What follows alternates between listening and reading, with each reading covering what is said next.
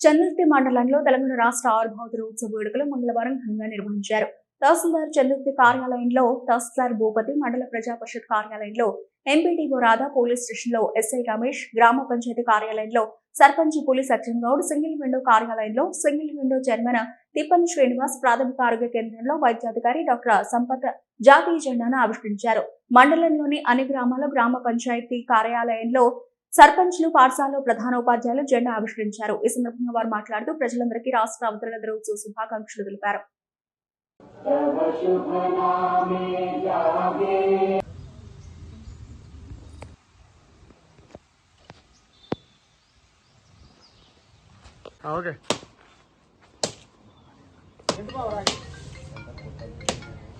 तिरंगा तब शुभ नामे जागे, तब शुभ आशीष मागे।